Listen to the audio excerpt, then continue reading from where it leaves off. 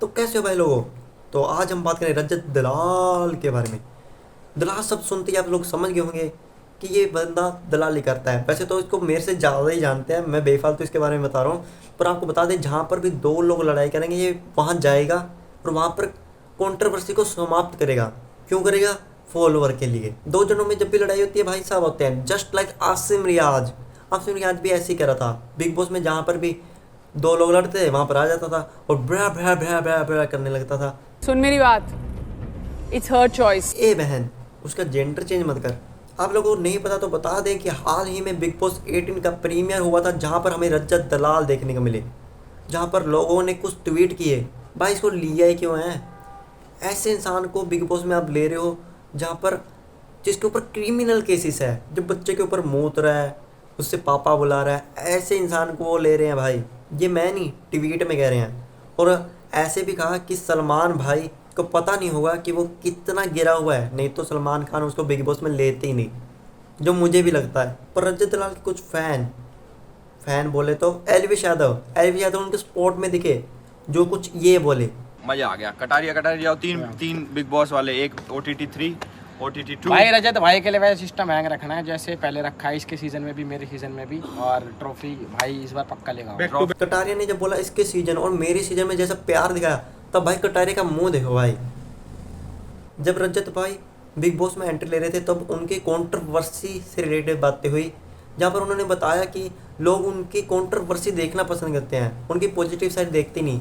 जैसे उन्होंने बताया उन्होंने बहुत सारे मर्डर लिए पर लोगों ने उनको पसंद ही नहीं किया, उनको सिर्फ पसंद किया जाता है कंट्रोवर्सी के लिए। बेसिकली वो यहाँ पर बात कर रहे थे कैरी मिनाटी के बारे में, क्योंकि दूसरी कंट्रोवर्सी के बारे में तो बता नहीं सकते थे ना, क्योंकि उनको पता था दूसरी कंट्रोवर्सी के बारे में बात करें तो उनको गांड पे लात मार के वहाँ से निकाल दिया जाएगा। पहले ही दिन उनका तजिंदर बग्गा से पंगा भी हो गया। उनका बाइक वाला इंसिडेंट जो आपको पता ही होगा, वो वहाँ पर उठ गया था। बेसिकली हुआ यूँ कि रजत दलाल ने कहा कि उनके ऊपर 4 दिन में 4 केसेस लगे थे।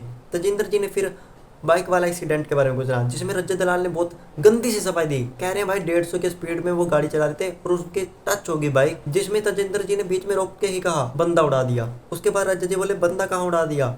उस वीडियो में किसी भी इंसान को कोई चोट नहीं लगी, जिसमें तजिंदर जी बोले नहीं मैंने देखा था, बाइक वाला गिरा था। जिसके बाद रजत बोले यदि वहाँ पर एक्सीडेंट हुआ होता तो भाई मैं और तेज करके वहाँ से निकल जाता ना। रजत ने कहा मैं गवार नहीं हूँ, मैं धीरे बात करता हूँ, आप मुझसे प्लीज़ प्यार से रहिए। तो तजिंदर जी बोल रहे हैं मैं तो प्यार से बात कर रहा हूँ भाई। रजत फिर बोले भाई से मजाक में मत लो, यहाँ पर बहुत ज़्यादा कैमरे हैं जो बहुत सारे देख रहे हैं। वैसे कैमरे से याद हुआ, कैमरे तो एलिश भाई को नहीं दिखते। एंड करते हुए रजत ने बस ये कहा भाई शांत हो जा वरना 2 मिनट में तेरा भूत बना दूंगा। उसके बाद एक और कंट्रोवर्सी हुई रजत दलाल की भाई, पर इससे ज़्यादा मैं फुटेज नहीं दे सकता, मुझे पता आप लोग भी इसे नहीं देखना चाहेंगे।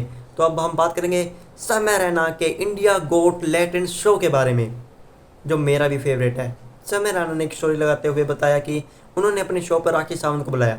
अब भाई जहाँ राखी सावंत है और वहाँ लफड़ा ना हो, ऐसे हो ही नहीं सकता। तो भाई जैसे ही शो चल रहा था उसके बीच में ही एक क्लिप बहुत ज़्यादा वायरल हो रही है, आप खुद देखिए।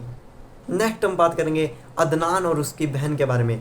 आपको पता ही होगा अदनान की बहन का भी एक इंटरव्यू हुआ था जिसमें उन्होंने बहुत सीरियस एलिगेशन लगाए थे अदनान शेख के ऊपर, जैसे कि वो उन्हें पढ़ने नहीं देते थे, उन्हें मारते थे, उनके फादर साहब से बहुत बदतमीजी से बात करते थे। थोड़े टाइम पहले उनके पिताजी का एक इंटरव्यू हुआ है जहाँ पर उन्होंने सभी इन एलिगेशन को गलत बताया है और बताया कि ये सब वो फेम के लिए कर रही है। आप ये जो हुआ है इंसिडेंट जी, इसके पहले अगर आप देखेंगी तो आपको ये मालूम पड़ेगा, इसके जो यूट्यूब चैनल है इसका द हिजाबन, हिजाबन कहते हैं, हिजाब कहते हैं पर्दे को जी, इसने रखा है द हिजाबन।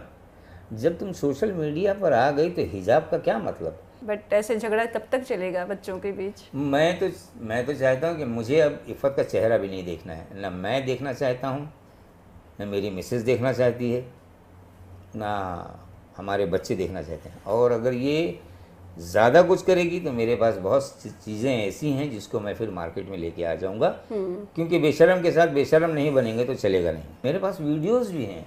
अच्छा, अगर मैं वीडियो दिखा दूंगा तो बड़ा मुश्किल हो जाएगा। अभी दूसरी शादी हुई जी एक हॉल हमने बुक किया था जहाँ इसके ससुराल वालों ने, खार मस्जिद में। जी, मैं उसमें शादी नहीं करूँगी। मैं बोला अच्छा। फिर मैंने SV रोड पे मैंने शादी किया। वो क्या नाम था, किलेदार, हाँ, किलेदार में हमने हॉल बुक किया, 23 आइटम हमने रखा था खाने का, जिसमें भाई शामिल नहीं थे।